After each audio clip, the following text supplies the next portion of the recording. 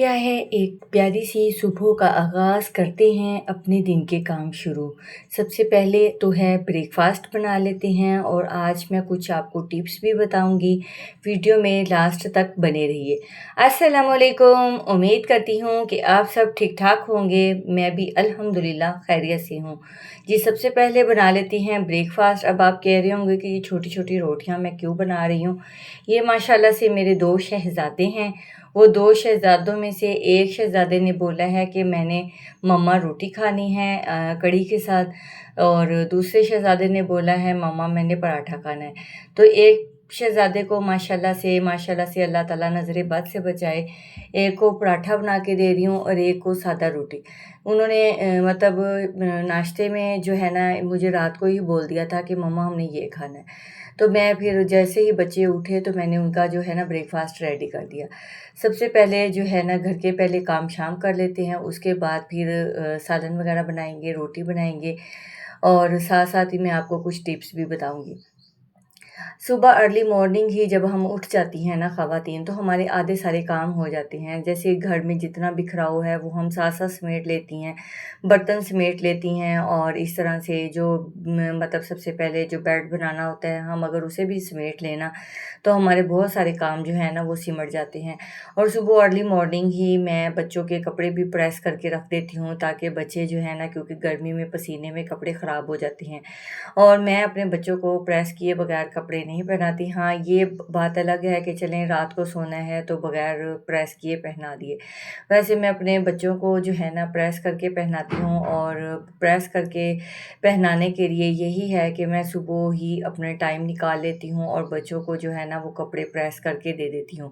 बच्चों को अगर हम कपड़े प्रेस करके देते हैं तो बच्चे जो है ना वो ज़्यादा सलीकामंद भी लगते हैं। तो इस तरह की छोटी-छोटी टिप्स होती हैं जो हमारी ज़िंदगी को आसान भी बना देती हैं और अगर कोई टाँका-शाँका लगाने वाला हो, वो भी फिर मैं ऐसे फटा हुआ नहीं देती, तो मैं साथ ही वो जो टाँका होता है ना, वो भी लगा देती हूँ।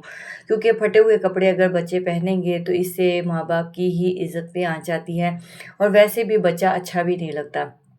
तो ये ना बच्चे जो होते हैं ना चाक से अक्सर कमीज़ें फाड़ लेते हैं, तो वहाँ पे मैं ना इसको बच्चे को टाँका लगा के दे रही थी क्योंकि मैंने जब कपड़े प्रेस किए ना तो तब मुझे पता चला कि ये जो है ना इस तरह से यहाँ से फटा हुआ है।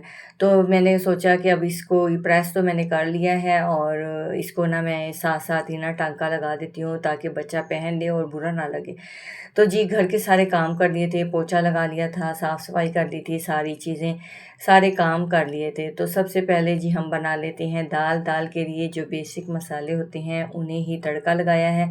अदरक, लहसुन और सब्ज़ मिर्च वग़ैरह और रेड स्पाइसेस ऐड कर देंगे, रेड चिली, ज़ीरा और हल्दी और नमक और जो है ये क्या होता है खुश्क धनिया, पिसा हुआ खुश्क धनिया इसे ऐड कर देंगे। तो इस तरह से जो दाल है ना वो बहुत अच्छी बनती है। आप किस तरह से दाल बनाते हैं मुझे कमेंट में अपनी राय का इज़हार ज़रूर कीजिएगा। जब ये दाल बन जाएगी तो फिर मैं इसको एक दफ़ा फिर दोबारा ज़ीरा और सब्ज़ मिर्च का तड़का लगाऊँगी और टमाटर का। तो इस तरह से जो है ना इसका फ्लेवर बड़ा अच्छा बन जाता है और एक फ्रेश लुक भी आ जाती है।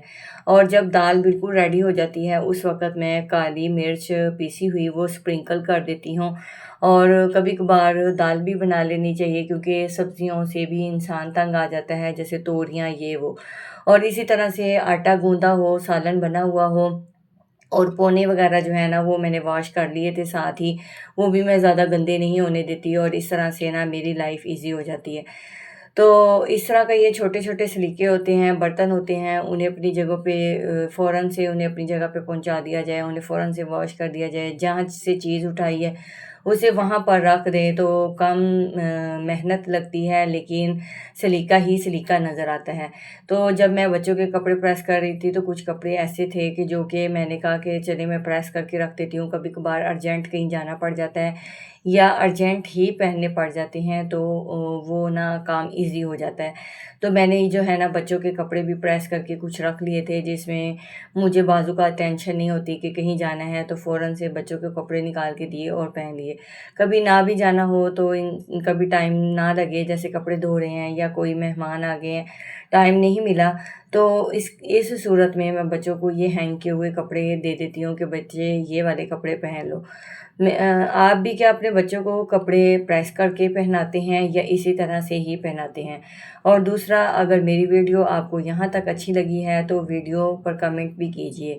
और ये देखें जी, ये पौने जो थे ना, मैंने पहले सर्फ़ में भिगो दिए थे और फिर उसके बाद जो है ना वॉश कर दिए थे। धूप हल्की-हल्की है और मैंने ग्रीन नेट जो है ना वो ओपन कर दी है। थोड़ी बहुत हवा चल रही थी लेकिन बारिश नहीं हो रही, पता नहीं क्या वजह है, बारिश क्यों नहीं हो रही। तो ये देखिए, हवा धूप है लेकिन धूप में हवा चल रही है, लेकिन बारिश नहीं हो रही, बादल भी हल्के-हल्के हैं, कभी धूप कभी छाँव। इस तरह से चलिए, अल्लाह ताला रहम करेगा, बारिश भी कर देगा।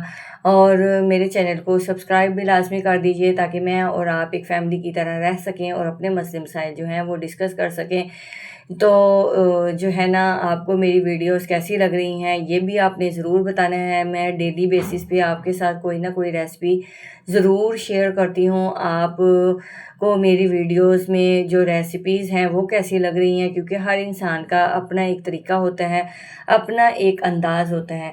तो आपको मेरा रेसिपी का अंदाज़, मेरा बताने का अंदाज़, मेरा समझाने का अंदाज़ कैसा लग रहा है, कमेंट में ज़रूर बताइएगा।